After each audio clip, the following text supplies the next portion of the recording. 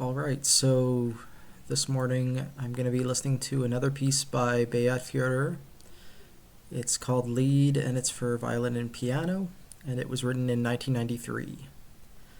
The score I have here is pretty clearly a scan of some kind. There's no front matter, and I believe this is about 8 minutes long in total.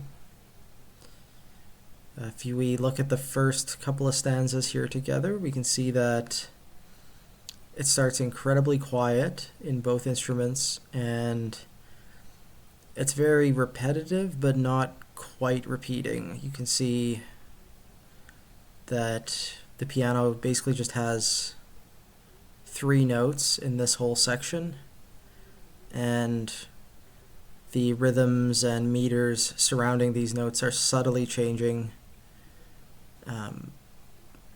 with each passing measure.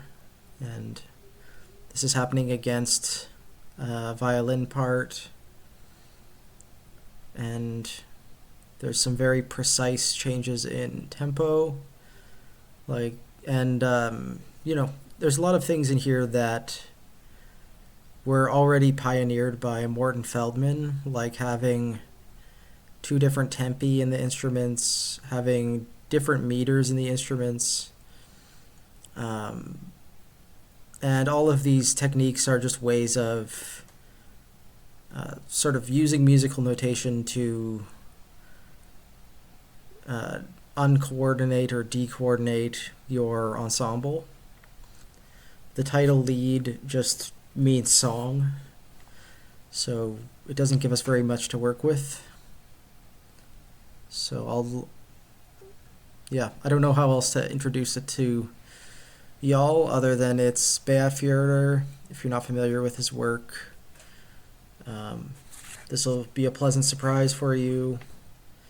And if you have listened to the past couple of episodes we've done on his music, I think this is going to be very different in some ways and very similar in others.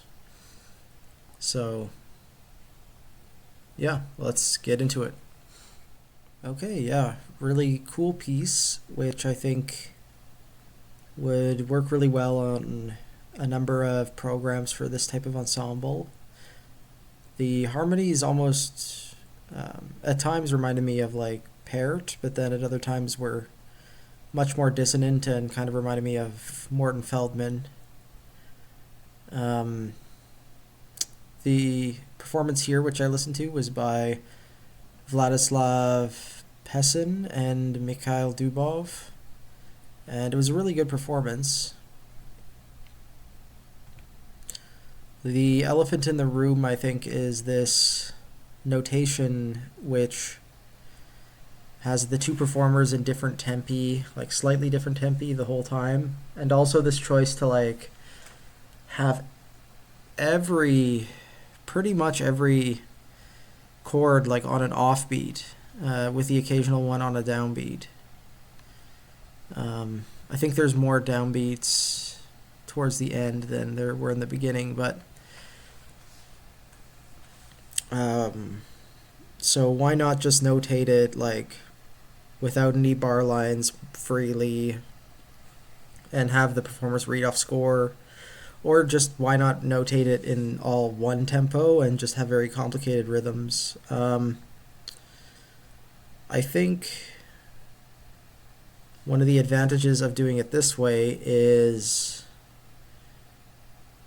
it gives the performers some freedom, because it's almost impossible to do this, but it also isn't written freely, so it forces the performers to try to do it, and that results in a very like intense performance. And you can hear in this recording like both performers breathing on every rest, just like trying to get everything to line up, and it's a very like stress-inducing, intense experience, and I think that's largely due to the way it's notated. Ultimately, you do have to fake it, unless you're going to be crazy and like give both performers a click track. So But the type of faking is different than if you notated it more loosely, borrowing very heavily from Morton Feldman. I don't think any of this stuff is like original to Bayat. It's like this is what Feldman was doing with much longer pieces.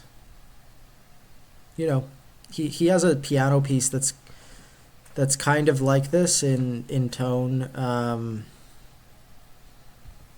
which we might not look at, but what was it called?